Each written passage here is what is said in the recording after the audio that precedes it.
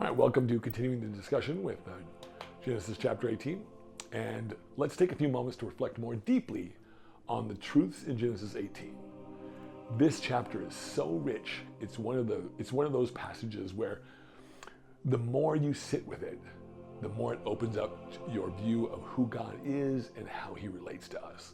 The first question we asked was, what does this chapter teach us about how close God chooses to be with humanity? And how should that shape the way we think about his presence in our lives? Now, I love this part of the chapter. God appears to Abraham not in thunder or visions, but through three visitors who show up on a hot day under some trees. Abraham runs to meet them, offers a meal, and sits with them in conversation. What's amazing here is that God draws near in such an ordinary way. He's not commanding from the clouds. He's reclining at a table. This is theology in sandals. It tells us something foundational, that God's holiness doesn't mean distance. It means presence. He's the kind of God who enters into our space, who shares our table, who speaks promises into the middle of our daily lives. And when we realize that, it should change how we move through the world. It invites us to ask, where might God already be closer than I thought? The second question we asked was, what do Abraham's prayers for Sodom reveal about God's justice and mercy? How does this help us understand the kind of relationship God wants with us? This is one of the boldest prayers in the Bible. Abraham doesn't hold back. He speaks openly with God, appealing to his justice, yes, but even more his mercy. And what's incredible is that God welcomes it. He invites Abraham into this conversation.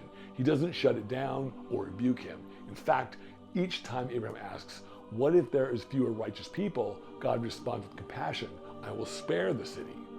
That exchange reveals something profound about God's heart. He's not quick to punish. He is looking for reasons to show mercy. He doesn't want to destroy Sodom. He wants someone, anyone, standing in the gap. And Abraham does. That challenges us. Are we praying like this? Are we willing to stand in the gap for people who might not deserve it, simply because we believe God's mercy is bigger than their brokenness? That's the kind of faith God wants. One that doesn't just receive blessing, but also reflects his heart for justice and redemption. And finally, we ask, what does Sarah's laughter teach us about how we respond to God's promises? And what does it reveal about God's timing? This is such a human moment. Sarah hears the promise of a son and she laughs to herself, not out loud, just quietly behind the tent wall. She laughs because it's ridiculous. She's almost 90. Abraham is 100. And they've waited for years. She's not scoffing. She's just being honest. Really, God, now? But here's the thing. God hears the laughter, and he doesn't rebuke her harshly. He simply asks, why did Sarah laugh? And when he says something that echoes through the whole, is there anything too wonderful for the Lord? That question is at the heart of divine timing. It reminds us that God is not bound by what we think is reasonable or likely. He is the God of resurrection, the God who calls things into being that don't yet exist.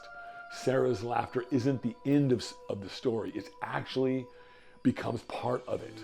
Her son's name, Isaac, means laughter. God redeems her, even her doubt, and wraps it into the joy of the promise fulfilled. So here's what we sit with. Where am I tempted to laugh? Not out of joy, but out of disbelief, because I think it's too late or too broken. And am I willing to believe that even in my doubt, God is still faithful? Genesis 18 is full of surprises. A meal with God under the trees, a prayer for a wicked city, a promise fulfilled in impossible timing, and a God who is holy enough to judge, but merciful enough to stay and talk with us about it. Let's carry these truths into the week ahead. God is closer than we think. He invites us into the bold, compassionate prayer, and even laughter at his promises can become part of his joy-filled plan. Thank you for continuing the journey with me, and I'll be back, I guess, tomorrow.